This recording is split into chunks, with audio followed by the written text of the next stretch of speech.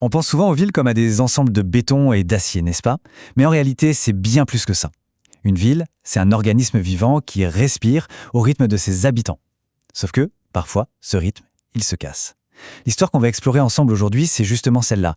L'histoire d'une ville qui a, pendant un temps, préféré la voiture aux gens. Et l'histoire de citoyens qui ont décidé de la reconquérir.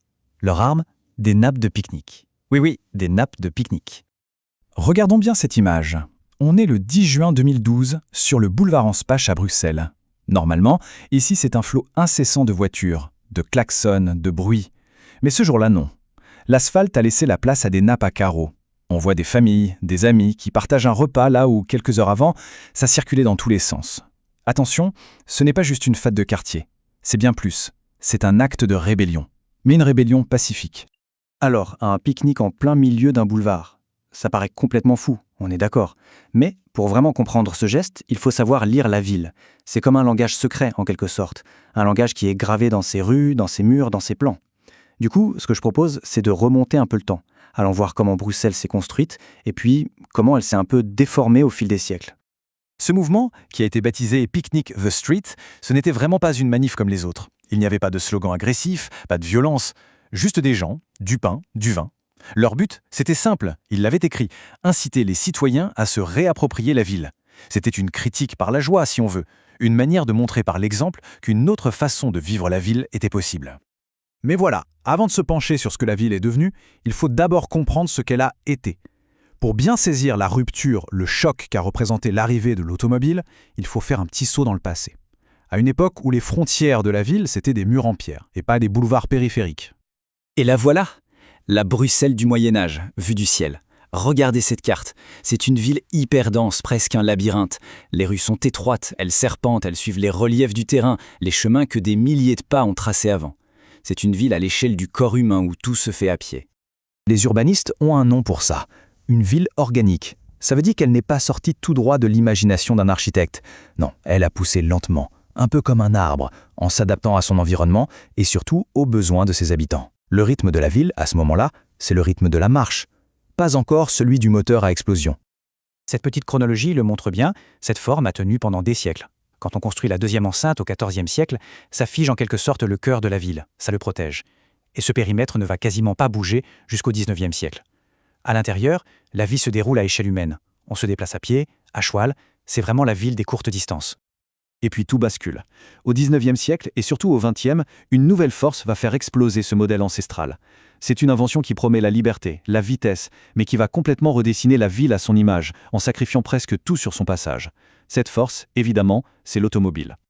Le contraste entre ces deux cartes est saisissant. À gauche, la ville médiévale bien au chaud derrière ses remparts. Et à droite, la ville du XIXe siècle. Les murs, abattus. La rivière, la Seine, on l'a canalisée, recouverte. Et à la place, on a tracé de grands boulevards bien droits conçus pour faire circuler. C'était en fait les premières autoroutes urbaines qui sont venues déchirer le vieux tissu de la ville. Et le XXe siècle va mettre un coup d'accélérateur monumental à tout ça. Après la Seconde Guerre mondiale, c'est le boom de la voiture. La ville doit s'adapter et vite. Alors on construit des viaducs qui enjambent les quartiers, des tunnels qui les percent. Chaque grand projet, que ce soit le viaduc Léopold II ou le métro, c'est une victoire de l'ingénieur sur l'habitant. Bruxelles devient une machine à faire transiter les gens et les marchandises. Et ça, c'est devenu le dogme, la philosophie qui a guidé l'urbanisme de Bruxelles pendant des décennies. Tout à la voiture. L'espace public, qui avant était le lieu de la rencontre, du marché, de la fête, est devenu un simple espace de circulation. Les places sont devenues des ronds-points géants, les boulevards des autoroutes. La ville a été sacrifiée sur l'autel de la fluidité du trafic. C'est précisément dans ce contexte de ville-machine que notre pique-nique de 2012 prend tout son sens. Ce n'est pas juste un événement isolé, c'est l'aboutissement d'une frustration qui montait depuis longtemps. C'est le cri de citoyens qui ne reconnaissaient plus leur ville, une ville qui avait un peu oublié qu'elle était d'abord et avant tout un lieu de vie. Cette phrase, elle vient d'un participant au pique-nique et franchement, elle résume tout. L'idée, ce n'était pas de bannir la voiture, pas du tout. C'était plutôt de lui redonner sa juste place, ni plus ni moins. C'était de se rappeler d'un truc tout simple. La rue, c'est pour tout le monde. Pour les piétons, les cyclistes, les enfants qui jouent. Bref, un appel à un partage plus équilibré de l'espace public. Leur demande était en fait assez simple, mais en même temps radicale. Ils demandaient des espaces publics où on puisse respirer, se rencontrer, vivre, tout simplement. Ils remettaient en cause cette idée que la voiture devait être la reine de la ville. En somme, ils plaidaient pour une ville plus humaine, une ville où il fait bon se balader, et pas seulement se dépêcher d'aller d'un point A à un point B. Ce tableau illustre parfaitement le conflit de vision. À gauche, le boulevard vu comme une simple artère de transit, un couloir bruyant, pollué.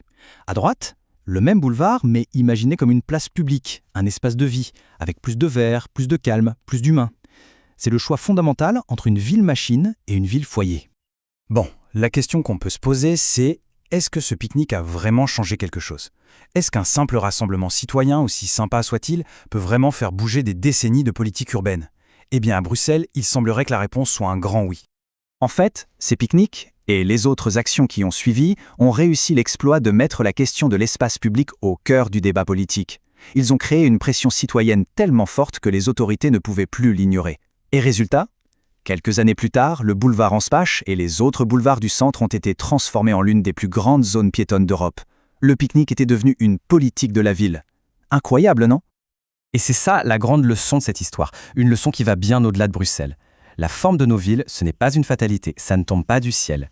C'est le résultat de choix, de décisions politiques, de priorités. Et ce que cette histoire nous montre, c'est que quand les citoyens s'en mêlent, eh bien ils peuvent peser sur ces choix, ils peuvent aider à redessiner leur propre environnement. Au fond, toute l'histoire de ce pique-nique bruxellois nous ramène à une question essentielle, peut-être la plus fondamentale de toutes. À quoi sert une ville? Est-ce que c'est juste un espace pour se déplacer et consommer, ou est-ce que c'est avant tout un lieu pour vivre ensemble, pour se rencontrer, pour s'épanouir?